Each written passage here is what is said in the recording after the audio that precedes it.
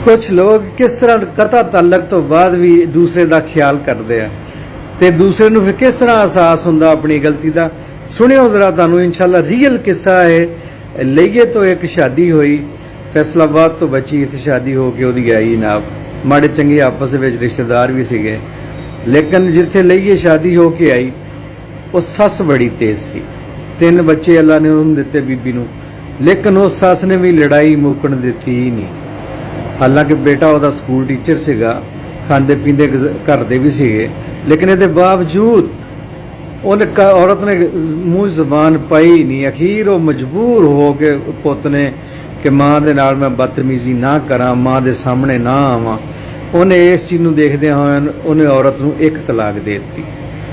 1 तलाक दे के उन्हें घरों भेज दिता। उन्हें कहा बच्चे भी ले रहा, मैनू बच्चे नहीं चाहिए तो तू चली जा। औरत वो अपने माँ प्यो को आ गई। औरत ने की करना थी, बच्चे फिरते फिरते फिरते फिरते बच्चे तां हो गए। बच्चा सौदिया इत्थे आ गया ना रियाज, इत्थे आके काम कुम लग पिया करन। ये बच्चा पैसे लग पिया भेजन। वो जी माँ की घर दे विच अपने माँ प्यो के घर च टेंशन सीगी भी जड़ा ये बैठी खांदी है, 3 न्याणे भी नाल लैके आ गई है। वो चीज़ थोड़ी जी घट हुई ना भी बच्चे के खर्चा भेजन नाल ना जरा अपने सैल्फ ते आ गई हो, तो माँ का कॉन्फिडेंस थोड़ा जिहा अगे बिल्ड होया कि चलो मेरा पुत कमाउण लग पिया। अच्छा उधरों हाल हवाल माड़े चंगे रिश्तेदार जो सीगे उधरों हाल हवाल वेले वेले आउंदा रहना भी वो इदां वो इदां वो इदां।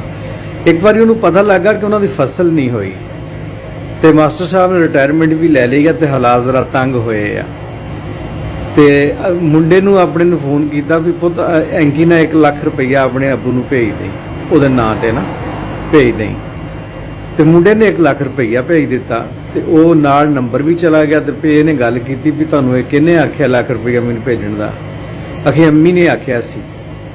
वो अम्मी का सुन के तो मास्टर ढिला पै गया, तो नाल रोन भी लग पिया। माँ वो तो फौत हो गई सी भी यार उन्होंने उत्थे बैठी नूं मेरा हजे भी ख्याल आ।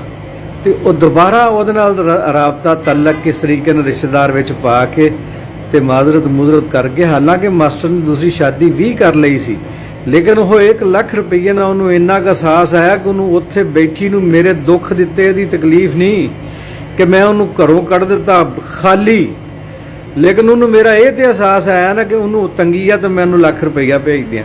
मैं उहदे नाल की कीती है तो वह मेरे नाल की कर रही है। इस एहसास ने वह घर दोबारा जोड़ दिता। उही औरत दोबारा उत्थे चली गई। उही बच्चे हुण 2 बच्चे बाहर सौदिया उन्होंने जी माशाअल्लाह। बाकी जी दूसरी बेगम से तो रब ने बच्चा ही कोई नहीं दिता। गल यह है कि तुसीं माड़ा जिहा हिलजुल ते करो, माड़ा जिहा किसी का एहसास करो, दुनिया अगे खड़ी हो जाती भी असीं नाल आ तुहाडे। उस औरत ने दिल बन के 1 लाख रुपया भेजा। उस बंदे ने अगे आमीन कर लिया भी सारियां गलतियां जिहड़ियां मेरी तरफों होईयां, मेरी मां की तरफों होईयां, मैं उन्हां दी माफी मंगदा।